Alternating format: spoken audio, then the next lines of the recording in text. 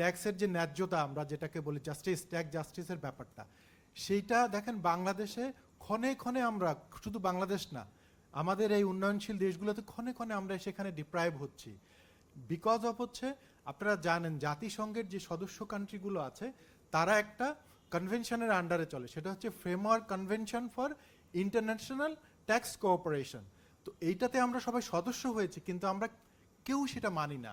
আমাদেরকে জানেন যে আইএমএফ থেকে আমরা লোন নিয়েছি, 37টা কন্ডিশন আমরা ফুলফিল করে লোন নিয়েছি।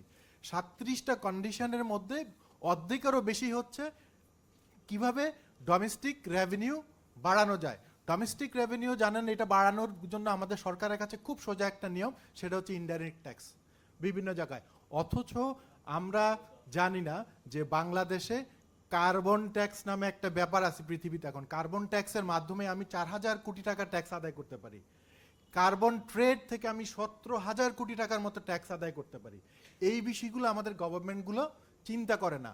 আমাদের অদক্ষতা অযোগ্যতার কারণে বাংলাদেশের মোট আয়ের 45 থেকে 65% আয় আনট্যাক্স থাকে। 2018 সাল পর্যন্ত যে যত পরিমাণ লোন আমরা করেছি তার দ্বিগুণ হয়েছে 23 সাল পর্যন্ত, 24 সাল পর্যন্ত।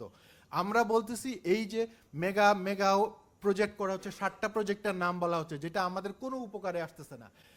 এই যে লোনগুলা ইলিজিমেট যে লোন, যেগুলো আমাদের মানুষের স্বার্থের জন্য নেওয়া হয় না, এগুলো অডিয়াস লোন, এগুলো আমরা শোধ করব না। ইন্টারন্যাশনাল অবশ্যই একটা স্ট্যান্ডার্ড থাকতে হবে, একটা দেশ কিভাবে লোন নিবে। আমার দেশে লোন নিলে অবশ্যই সেটা জাতীয় সংসদে পাশ হয়ে লোন নিতে হবে।